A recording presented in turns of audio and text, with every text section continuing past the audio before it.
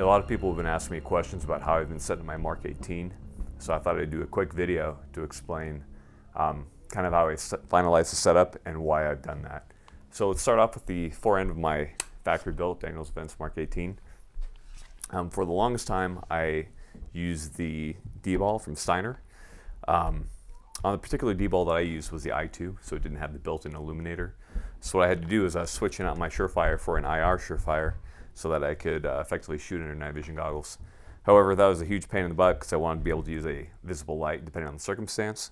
So what I ended up doing is switching out to the atpial-c, and definitely not my issued PEC 15 because you can't do that. Because it has a better illuminator, and that way I'm able to more easily shoot at night. There are lots of other options out there. You have the D-ball A3, the D-ball D2, and again, I think those civilian units have much better illuminators than the civilian version of the PEC 15, which is the atpial-c. But depending on the distances that you're shooting at, you're going to choose one or the other. So do some research and figure out what's going to work for you. The problem I ran into then on using a dedicated IR laser, IR illuminator unit on my rifle was that I usually like to place my tape switch for my weapon light on the 12 o'clock position, but that's being taken up by the atpile. So I run into two options at that point. Either I can take the atpile and I can move it further back on the rail. However, I'm going to have a couple problems there. I like to run my front sight up. It serves as a reference point for my aim point. I end up having a IR shadow cast because of the front sight off my IR illuminator, so that's a problem for me. Two, because I like to do a C-clamp, what's going to end up happening too is I have to change my grip when I'm firing under night vision. I fire quite a bit. I shoot a lot of night vision events, a lot of night shooting, so it's not really something that I want to have to worry about so much. So really my option was to get it as far forward on the rail as possible. It's something that you're gonna have to deal with. Some people like to run vertical grips, or they have the tape switch for the atpile or the PEC 15 or whatever IR device they have on that vertical grip. That way they just switch down to that and they grip it low. I'm just not a big fan of gripping my weapon that way, so I didn't want to have to deal with that. So this way I'm able to activate it. Well, let's keep my hand at that top 12 o'clock position. Affords me good control along with my CAG. So lots of good stuff going on here, just as things to think about, I suppose. There's a lot of different ways that you can set up your rifle. Regarding my Surefire light, I opted for was I placed the pressure switch at the 3 o'clock position. What this allows me to do is still be able to get to it from both hands. If I'm just firing, I can simply bring my thumb down, activate it, and if I need to transition hands, then what I can do is, as I bring it across, that allows me to still activate it based on how I'm firing the gun on my non-dominant side.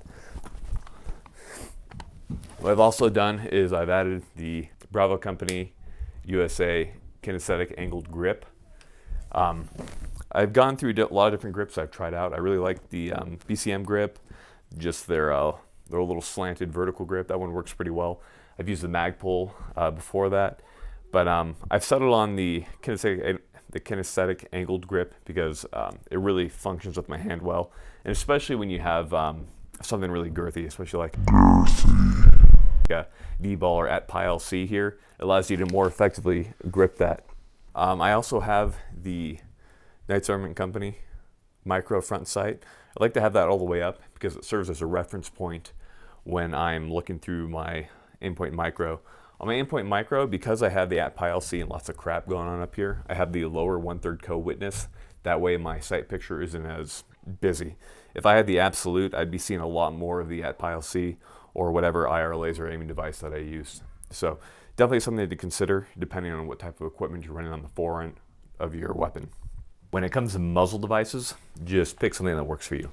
In the case of my Mark 18, I have a Surefire 3-prong flash hider. And there's a lot of great ones out there. White Sound Defense makes an excellent muzzle device. So do a whole multitude of different companies. Just pick one that works for you. In my case, because I'm running a Surefire SOCOM suppressor, I chose the Surefire muzzle device, obviously, so I can mount the suppressor. So that's going to be dependent. Honestly, there's so many good muzzle devices out here. I'm not really going to give you a recommendation. Just choose whatever Gucci muzzle device you like. On the back end of my Mark 18, I have the BCM Mod 4 charging handle. I just like that because it allows for easy one-handed manipulation. with your gun when you're running drills and that type of thing. Besides that, with my Surefire Scout, I just had the simple mount that it came with. I had that Loctited in with blue Loctite to make sure it's not going to go anywhere. I have that running at the 9 o'clock position. And again, even when I'm running my non-dominant side transitions, I'm still able to just grip straight around that, and it's not really impeding my grip too much. Again, when you're moving to a weapon as short as the Mark 18, you're going to have to make some sacrifices, but overall, I feel that what I've done is allow this gun to work in a variety of different situations at a variety of distances. So again, just research what you want. If you're wanting to go with an SBR route, just understand the limitations of going down to a 11.5-inch barrel or lower. I wouldn't recommend going down below a 10-inch barrel. You're going to run into a lot of problems at that point. But yeah, I think 10.3 is about as short as you want to go. So, Mark 18, hope that helps some of you out.